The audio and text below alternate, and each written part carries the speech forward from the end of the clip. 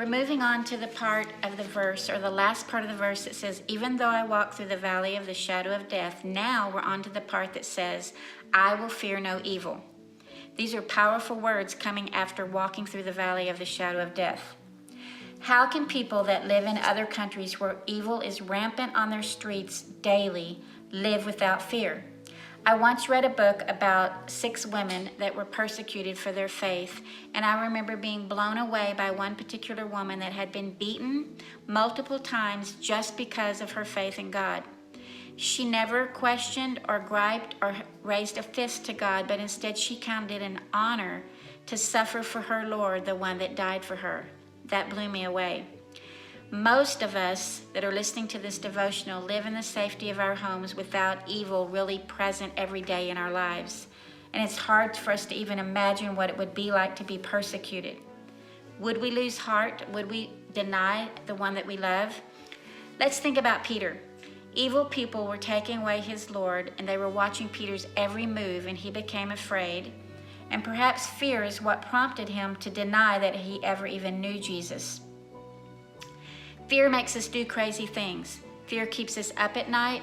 Fear is often behind decisions that we make. Fear causes worry and anxiety of the worst kind that can even make us sick physically. And sometimes fearful thoughts just come out of nowhere without relenting and cause us to end up exhausted. And yet this verse says that we can come through the valley of the shadow of death without fear. And why is that? It says, because he is with us. Let's tear down that verse. What does it mean for him to be with us? Remember back when we said that Jesus was also the Lamb, not just the shepherd? He came and dwelled among us, died for us, and now he lives with us always. That's important to grasp that truth. I don't know about you, but there have been times in my life where I have not felt his presence, and those are the times when I have felt the most fearful. One of the biggest lies and one of the biggest roots of all fear is that we are alone, abandoned, and left to fend for ourselves. Do you have a person in your life that just makes you feel good to be in their presence? For me, it's my husband. When we drive and park in a crowded parking lot at a shopping center and he's driving, I don't even remember where we've parked. I don't pay attention or think about it. I just go in and come out because I know he will remember and we'll get back to our car. When I go by myself, I make sure and make a mental note of where I'm parking. Otherwise, I might end up wandering around the parking lot in panic. But it's like that with Jesus as our shepherd. We can trust him and we don't have to worry about where did we park and will we find our way once we come out of this valley of the shadow of death. Here are a few promises about his presence. Matthew 28:20 says he's with us to the end of the ages. Exodus 33:14 says his presence goes before us and gives us rest.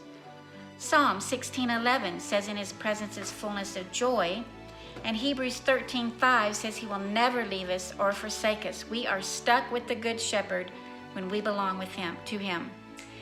So if we're still experiencing fear, we often feel like a failure and a disappointment because we're always worrying and fretting. But God knows our worries and concerns, and he knew we'd park our car and forget where we parked. We might be afraid to return to it alone. We might wander around looking for our keys and panic when our kids don't want to wear the seatbelts of life.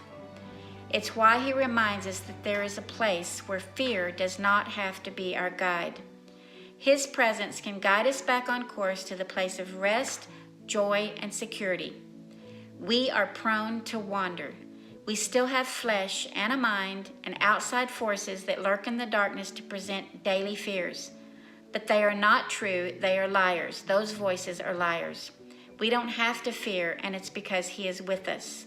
And that reminder, that knowledge, that truth is the light that shines on our path to see just what it is that the shepherd carries in his hands. And that will be next time.